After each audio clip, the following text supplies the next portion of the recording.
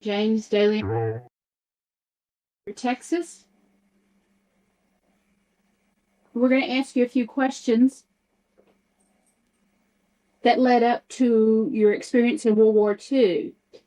First of all, did you have any brothers and sisters? Living? No, one brother. How many brothers and sisters did you have total in your family? There was 7 boys and 5 girls. Okay. What did your parents do? My father was, he was a working construction, and he was a farmer at one time. Where were you born? I was born in Goliad, Texas. And is that where you grew up? I grew up around Ganado. Did you go to school there? Yeah. What did you do in school? What did I do in school? What was it like? Oh, it was all right. I played football. I ran track, and I participated in most of the sports. I wasn't good at it, but I participated in it. Where were you when you heard about World War II breaking out? Oh, I was in school. I was a senior in high school, and I would go to school during the day. In the evening, I would work at a tailor shop, and I would help a friend of the family deliver the clothes that he would press, and I would help him deliver because he had his leg amputated, and I would help him. He'd drive the vehicle, and I would deliver the clothes to the house. So how'd you hear about the war breaking out? Well, I was with him. It was on a Sunday morning. I had gone to church, and I passed by his house, and he told me about it. And he asked me, what was I going to do? I said, well, I don't know right now. I right off my head, I said, well, I think I'm going to join the service. How old were you? I was 17. I was not quite 17 years old. What did your parents think about that? Well, they were against it, but they thought that if my country was at war, that I should do my part. So what did you do? I joined the Marine Corps. Where'd you go? I went to Houston, and from there caught the train to San Diego. Now you were 17. Yeah. And your parents signed for you to go ahead and join. Yeah. Did any of your brothers join? Mama, I had a brother that was already in the service. My brother Al, he was in the Army. He was stationed at Fort Sam Houston at the time. And my oldest brother lived in California, but he wasn't in service. Right after I joined the Marine, my brother Charlie joined the Navy. Tell me about the story about Uncle Charlie joining the Navy. Well, if you know Charlie, you know he wants to be number one. Anyway, he joined right after I joined the Marines. And how old was he? He was 16. And he said that he was, according to the figures on his birth certificate, when he got through doctrine, he was 6.5 months older than I am. But they didn't know me, so they didn't know whether he was 17 or not. But he said he was 16 and a half. But anyway, he told me he was 17. But anyway. So y'all both went in at the same time, but he was younger than you were. Not at the same time, per se, the exact date, no. But the same year, yes. He joined the Navy, and he was sent to San Diego.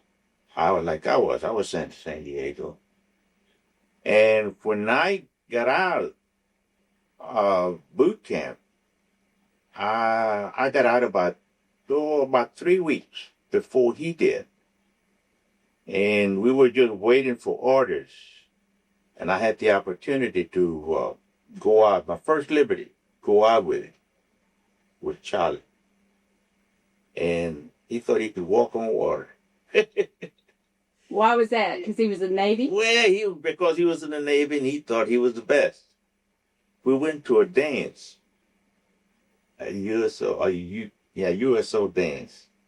And I saw a young lady sitting down, so I went over there and asked her to dance. And I was dancing. I was having a good time dancing with her. Charlie couldn't find nobody to dance, so he comes in and cut ends on me. He said, "Let a sailor show you how to dance."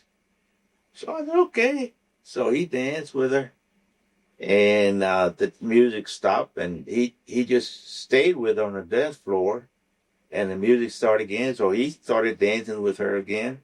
And when she turned around, she motioned me to go over there. So I went over there, and I said, "Charlie, let me dance with her again." So I started dancing with her, and I says, "What do you think of that fella's dancing?" She says, "He's got 2 left feet." I said, "Has he really?" She said, "That man, if he paid for somebody to teach him how to dance, he better go back and get his money."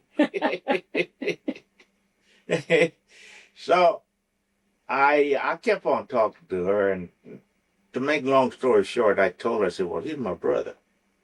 Or she could have crawled under that floor.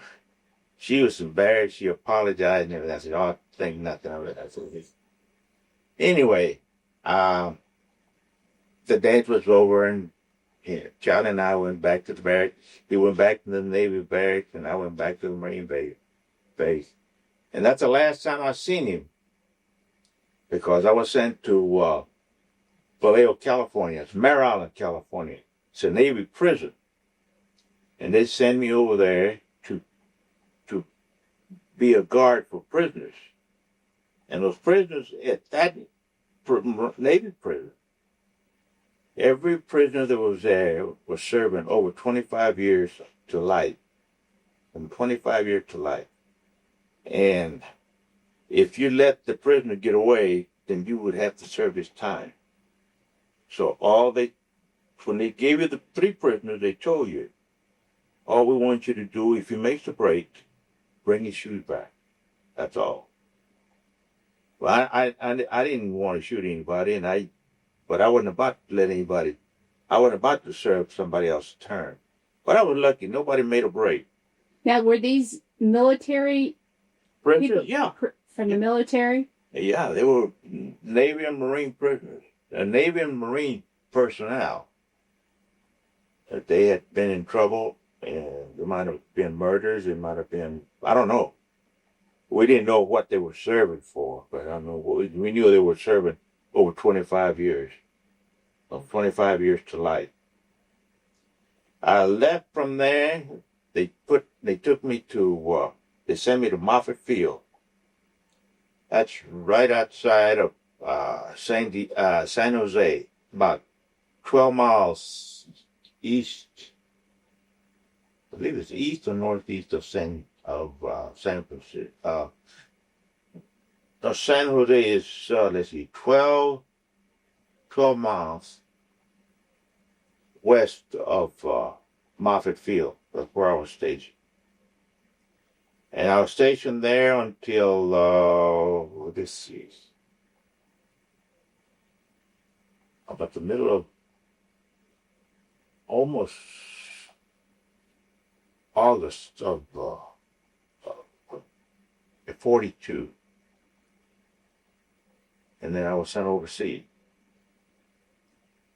And what was your division? I was at the time, I was a replacement. We didn't know where we were going, but we knew wherever we were going, we were replacing somebody. And when we got aboard ship, we heard rumors that we were going to Guadalcanal, the Solomon Islands. What was your division's name and your group? When we got there, we were assigned to the 1st Marine Division, 5th Marines, 5th Marine Regiment, 1st Marine Division. I served in Company B all the time that I was in 1st Marine Division. I was there until from August, or the last part of August to September, October, November. And I caught malaria and I was sent to New Caledonia. I was in the hospital. I was in the hospital for about 3 weeks. You were in Guadalcanal and then you went to New Caledonia. We got through with combat. We secured the island, and we went to the 1st Marine Division was sent to Australia for R&R. But we got gypped out of that trip because we got sick and we were sent to New Caledonia.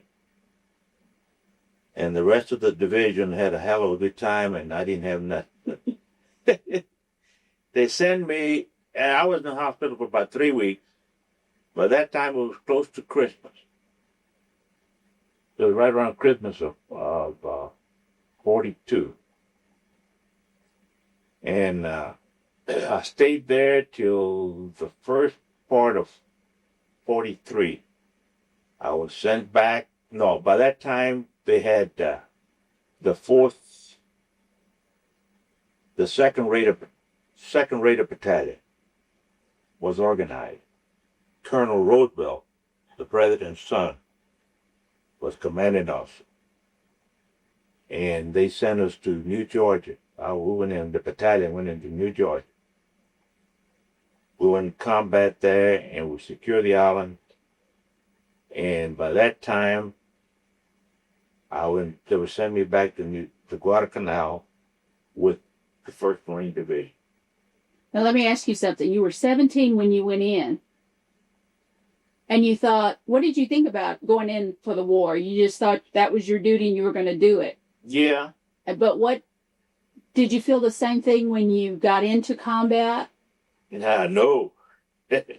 No, not only me, but a lot of the men were asking the question, why did we have to do this? We didn't have any sense.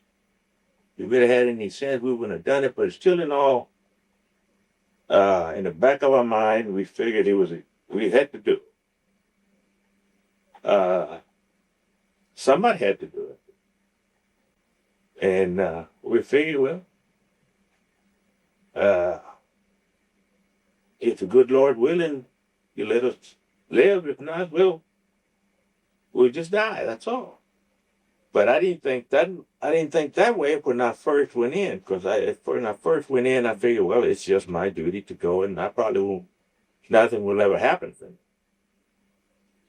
But after serving some time, I realized it was a hell of a lot different than just thinking about it. You did a lot of growing up. Yeah. Quick. Oh, yeah. Yeah. Now, the combat you saw at Guadalcanal, how is that connected to what we see in the movies and the flag being raised and all that? Is that all during that time? Yeah. Yeah, but not the flag raising. The flag raising was later on. That was in Iwo Jima. Oh, okay. I wasn't in Iwo Jima. That was the second and 4th Marine Division that was in. Now we was aboard the ship, but not during that. We was aboard the ship in Tarawa, that was almost as bad as Iwo Jima. But we were out at sea, but we were ready to land if they needed us. But thank God they didn't need us. So from Guadalcanal, I went from Guadalcanal, I went to New Caledonia. From New Caledonia, I went to New Georgia. From New Georgia, I went back to Guadalcanal, but then there's another island right close to Guadalcanal. It's named Bougainville. And there in Bougainville, I I saw combat again. And my brother Charlie was there in he was giving us fire support. He was aboard a destroyer. And he let's see. Yeah, he had come home because his ship was sunk. It was a heavy cruiser, the Helena.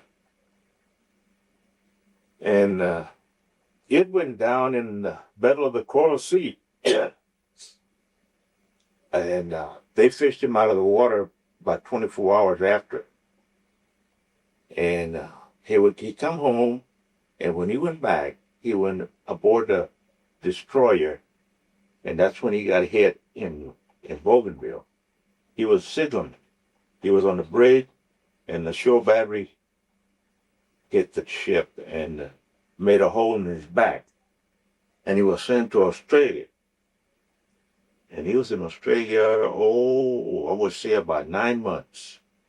And in and out of the hospital. But in the meantime, I saw him when I was in Guadalcanal getting ready to go to the marshals. We didn't know we were going to the marshals, but we were just getting ready. Everybody getting new equipment and new weapons and everything. Tanks, anti-tank guns, those that were in that field, that's what they were getting. But we were training every day. Every day it was raining, sunshine, it didn't make any difference. You had to march, you had drill, just like doing in the state. So y'all knew something was up. Yeah. But you didn't know what your orders were going to be. Yeah, but we were training all the time. And I got a letter from Charlie the same day that he mailed it. I was there in Guadalcanal. And I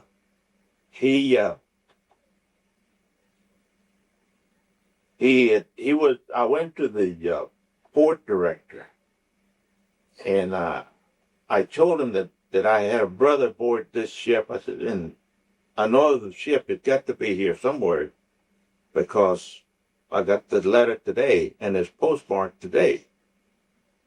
So he looked at his log and he said, yeah, that ship is about 1,000 yards out there in the water. You'd like to go see him? I said, yeah. So I did, and I seen him.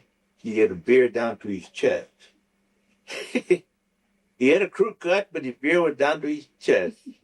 Cussing up a storm like a sailor does all the time. Him and another guy were fighting over apple pie. And anyway, I spent the day with him. And I thought that we were going to the marshal. I thought. But instead, we were sent to Eureka Islands, which is what the heck? I forgot the name.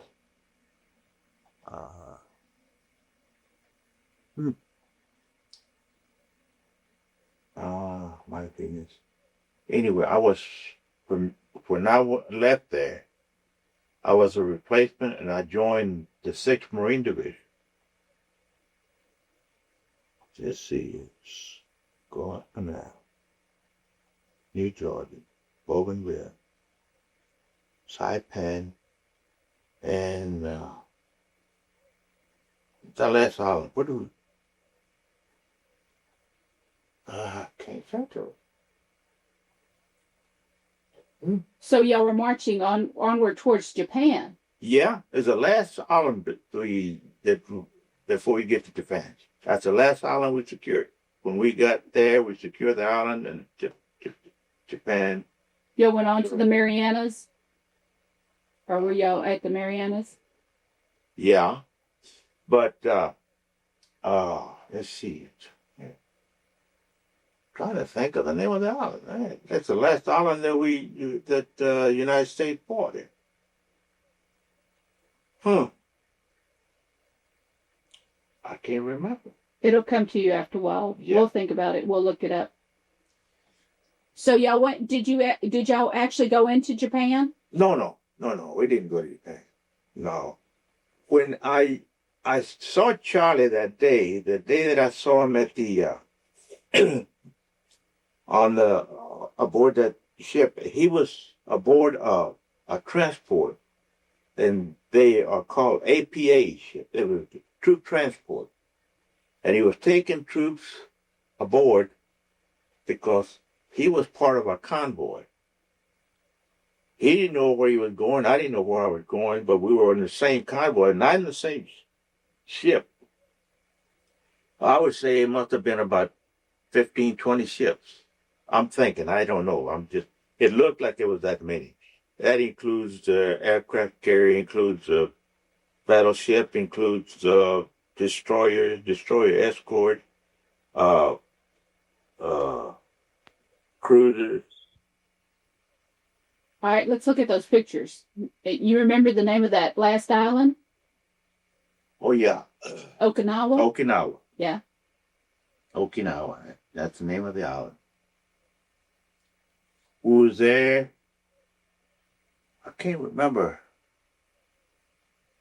that day, but we landed. I was with the first wave. I don't say I was the first ship, but I was within the fourth, 5 or 6 of them. We must have landed. Oh, it must have been around 100 yards from the beach, because the water was almost over our heads, and we had all our stuff, gear, and we made it to the island. I mean, to the beach, and from there we kept moving up till. Were y'all under fire when you landed? Oh yeah, we were under fire. Every one of the islands that we landed, when we landed, we were under fire.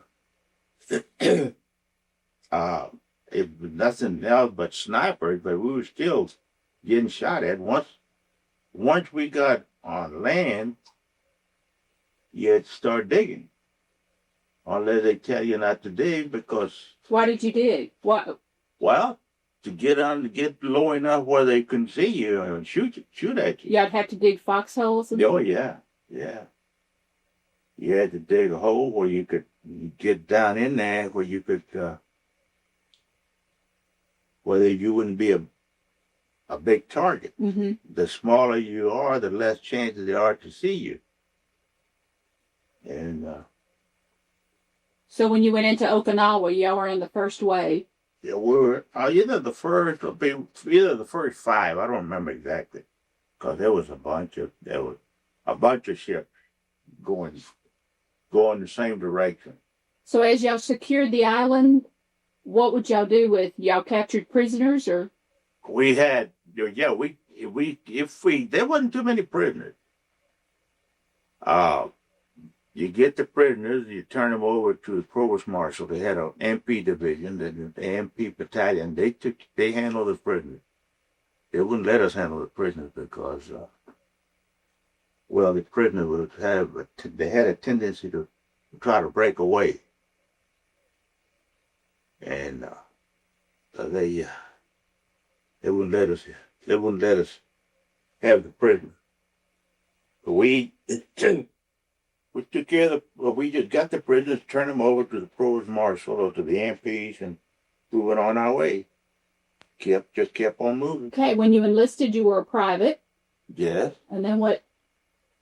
I was private, first class, and then I got as high as a corporal and line corporal. Line corporal, which I was the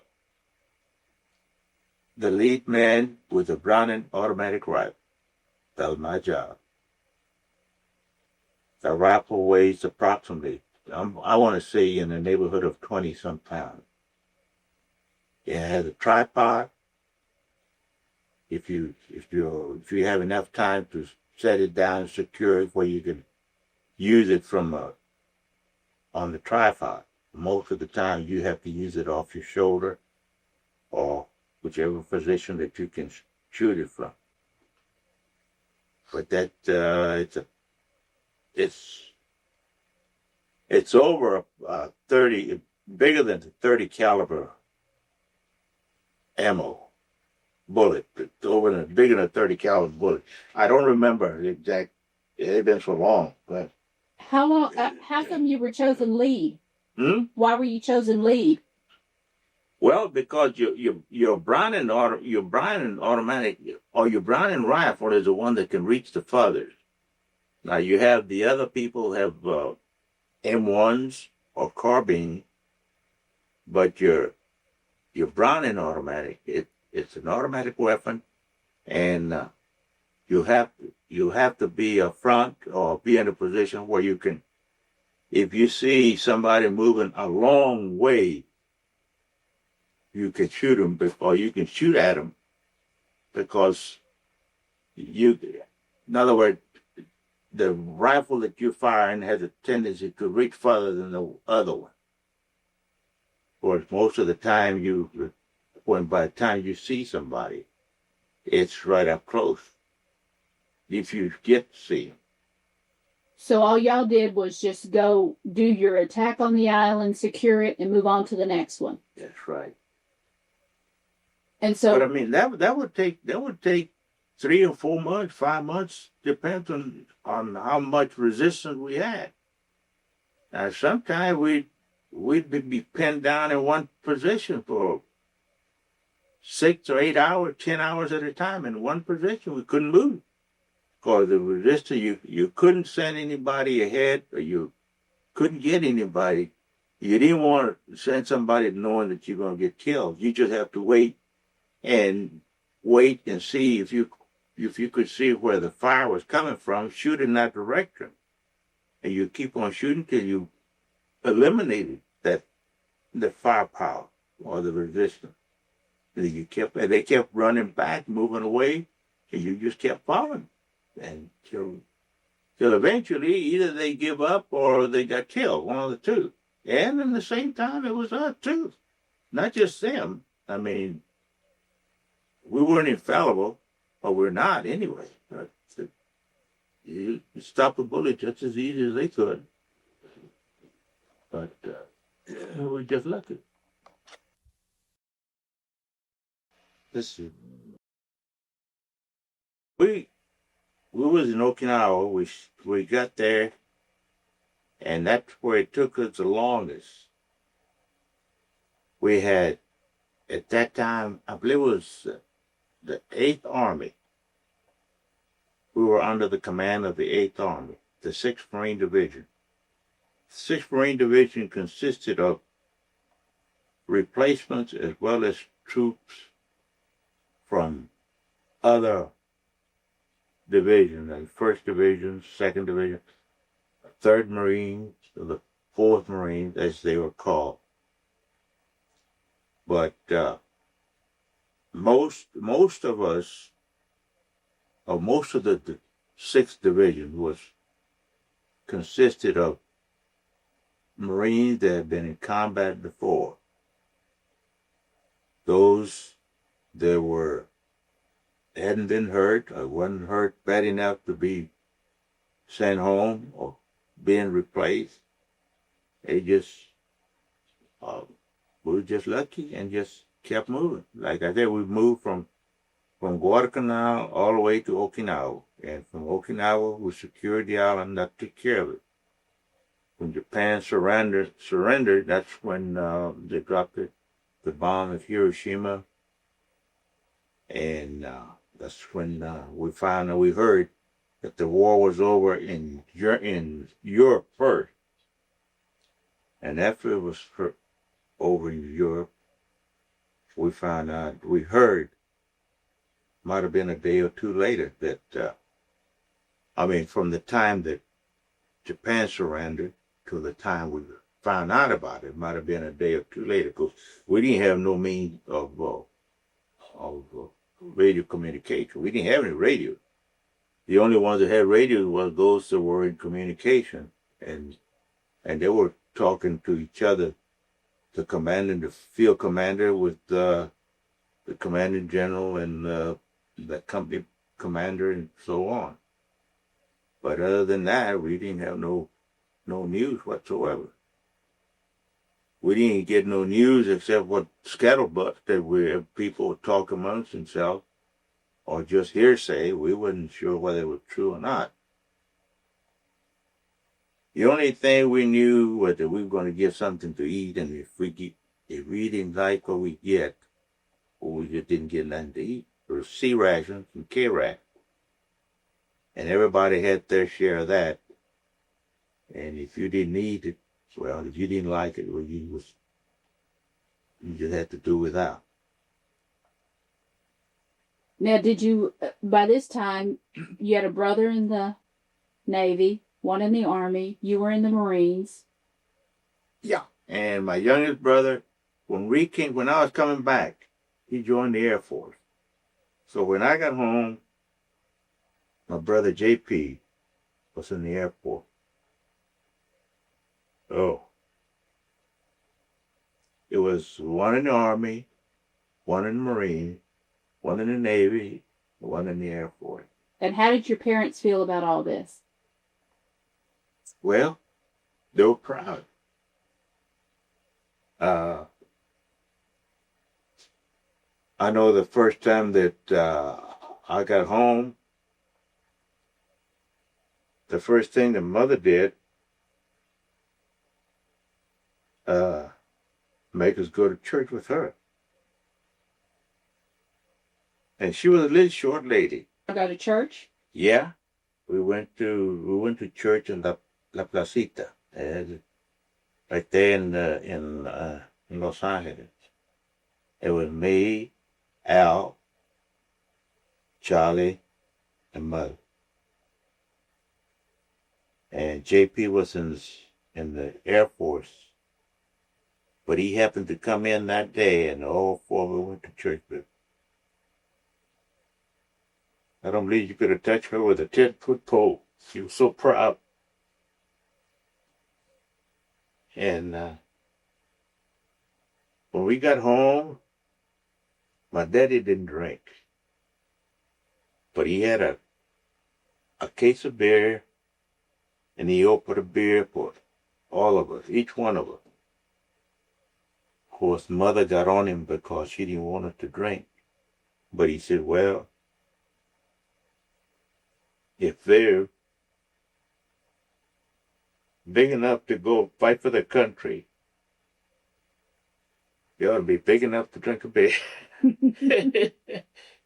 So we drank a beer, and that was the beginning of us drinking beer in front of Daddy, because we never did.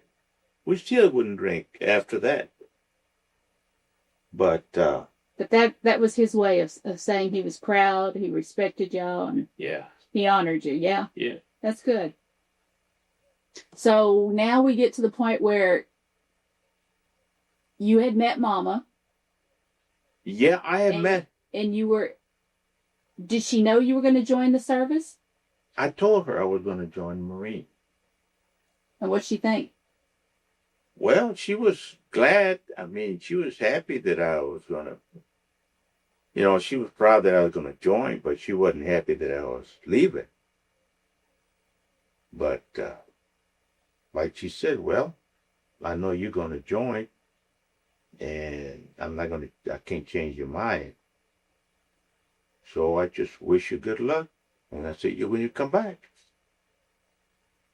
And y'all wrote each other? Yeah. Oh, yeah.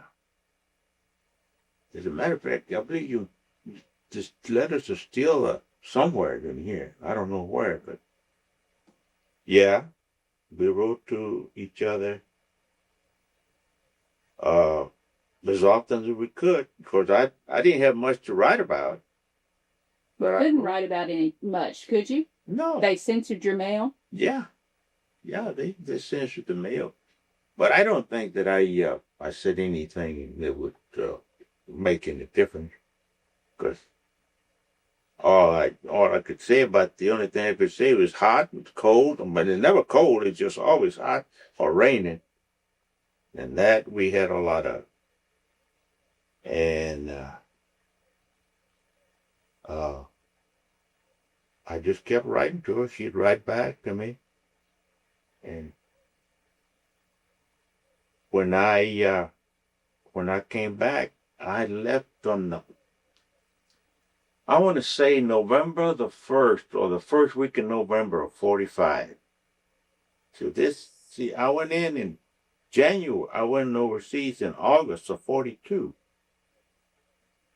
And I didn't come back till November of 45. I didn't have no liberty, no furlough, no nothing. All this time I was in the service. And, of course, when I got back to the state, all the clothes I had was what I was wearing, because we didn't have any clothes. Of course, we were issued clothes when we got back, but we got back like in the afternoon, and we didn't get our clothes until the next morning. The next morning we were called out to get our clothes. So we took a shower. We were going to go to the PX, and they wouldn't let us go in because we wasn't dressed. I said, how the hell can you get dressed when you ain't got no clothes to wear? And that's the first time I ever seen a woman Marine. I told her, I said, well, I just got to go get a beer, and I sure hell ain't going to wait for you to tell me, or you go get me some clothes and I'll put them on and then I'll go. I'll wait for you. She says, no, you can't stay here. But by that time, I saw an officer go by and I hollered at him. I told him the situation. I said, we just got back from overseas yesterday. And we wanted to drink a beer. And this lady don't want to let us get a beer. Because you didn't have any uniform? I had uniform, but I didn't have the green. You were dressed up in your green. All I had was khaki. Oh, I see. Khaki pants, khaki shirt, and that's it. And I didn't have a tie. They require you to wear a tie. I didn't have a tie. So he says, come on. I'm buying you a drink. So we went in there, and he stayed with us because he wasn't supposed to be in there. Well, he couldn't. I mean, he could stay there because he was an officer. They had officers, PX, officers' quarters where they... But it's not... They usually don't... They don't associate with us. Enlisted, no. Yeah.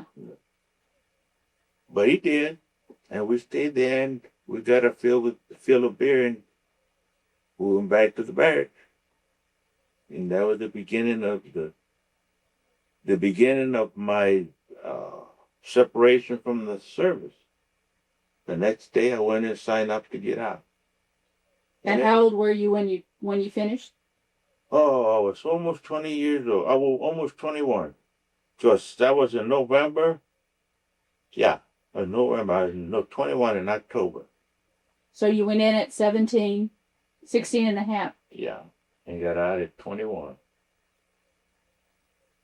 And I got out. I got discharged. I spent Thanksgiving with my family, and got a train ticket to come and see Susie, and I was going to go back and sign up to go to college. I'll finish high school and sign up to go to college. Well, I came over here to Port Arthur, and I never did go back.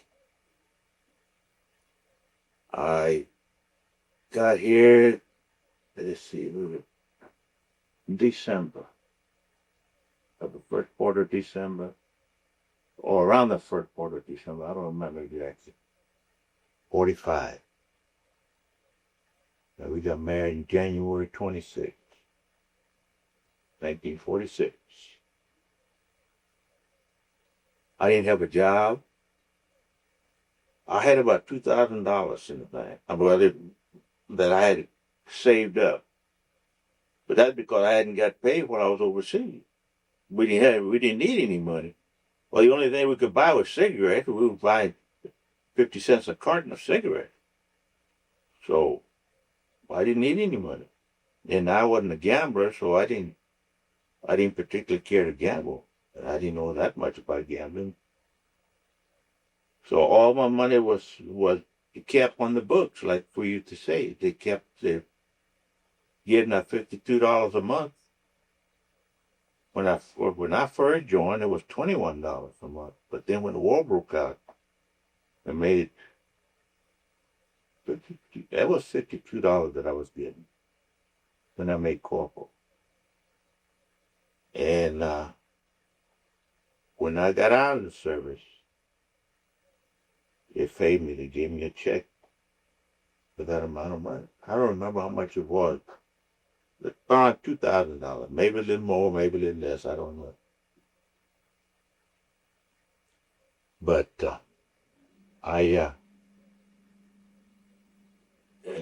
when I came to Port Arthur, I got me a room in the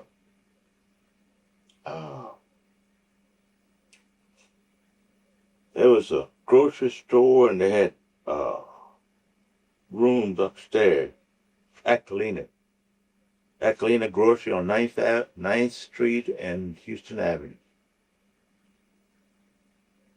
And Susan lived on 1730 Holland Avenue, right off about a half a block from 16th Street, West 16th Street. And she was working at Texaco. She worked in the lab at Texaco.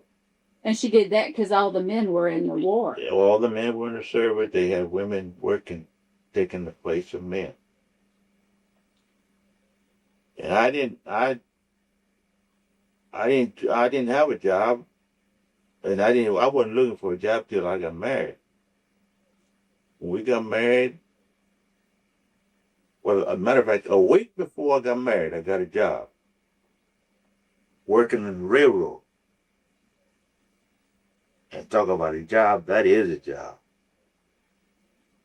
I worked there after I got married, and for about 2 months I worked in the railroad.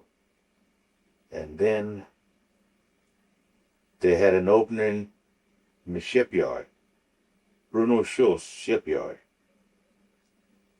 And I worked there until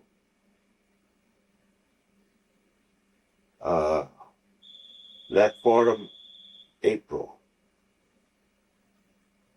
Well, then from there, I got a job at Bruno Schultz shipyard as a pipe fitter helper. And probably working 12-hour shift. I was making 68 cents an hour. I'm making big money. And I'd go to work at 7 o'clock in the morning. I didn't know when I was going to come back home. Sometimes 8, 9 o'clock at night, sometimes midnight. But we needed the money. I just got married. We were living with Uncle Fred, Glory. And in the last part of April, I believe it was around the last part of April of 46, I got called Texaco. And in May of 46, I went to work for Texaco. May of 1946. And I worked until January 1982.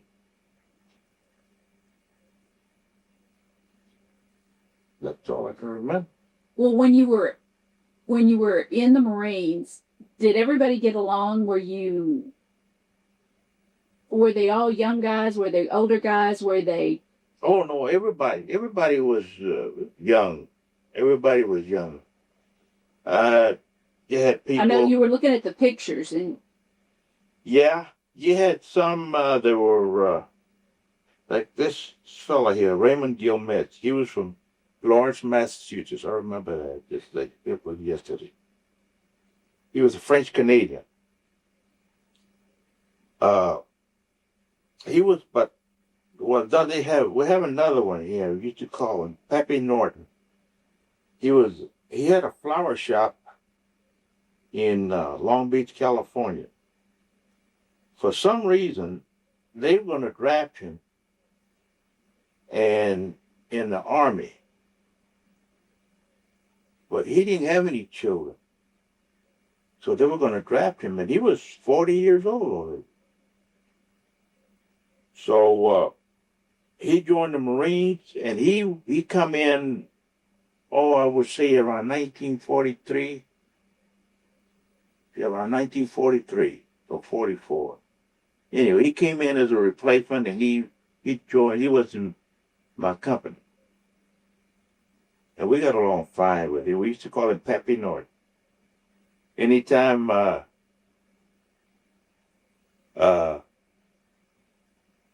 Pepe had to go on guard duty at night, we'd always somebody try to take his place. Because like we said, he was married, he had a wife, and we just wanted to take his place. We figured he had somebody to come home to. A wife, because we didn't have a wife. We had our family. We figured it was, we could take care of him. We were younger. Maybe we could run faster, quicker sometimes to get away from somebody. But the rest of us, we had some guys. We had one guy standing here. His name is Choate, Choate. He was from Abbeville, Louisiana, and I've always wondered about him, but I never heard that name mentioned before. Choate. And another one, his name Arnett.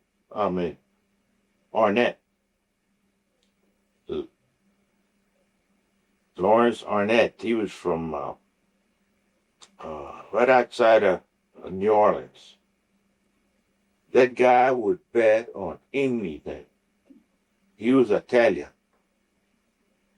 And he was always gambling, always gambling. As a matter of fact, I had a watch that belonged to him. He got in a crap game, and he lost everything, and he threw down. His sister had sent him that watch for Christmas. He threw that down. He says, the first one that covered, give me $40 for that watch. I'll sell it to him. I gave him the $40. He says, I'll shoot you $40 for that watch. I said, no. Take it. I said, take your money. You go gamble somewhere else. I don't want to keep the watch. He said, no, I want to shoot. Come on. Okay. So I put the watch down. He said, roll the dice. I said, no, you roll it. I said, you want to shoot? I said, I'll give you the chance. Get your watch back. Roll it. He shot the dice. He shot 2 sixes. Boxcar. He lost. I picked up my $40 and the watch. And I never did sell it back to him. I kept that watch. I got hired on a Texaco. I still have that watch. If I wouldn't have got it, my hands in a can of soluble oil, a solvent. It got my watch messed up, and I never did get it cleaned up or fixed or nothing. But it was a good watch. It kept time. But I've always wondered about him too, whether he's still living. Because he told me he was going to buy a beer joint, a bar, when he got to New Orleans, when he got out of third. I don't know whether he did or not. I don't know whether he's still living or not. But used to call him Blackie.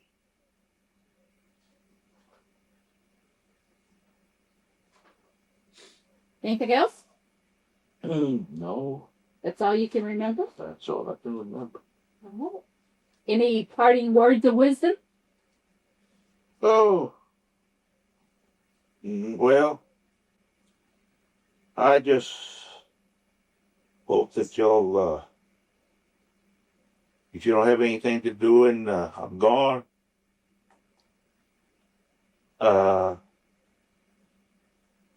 look at that film and you know a little bit of my history, a little bit of my life. Besides what you know since you were born. That's it.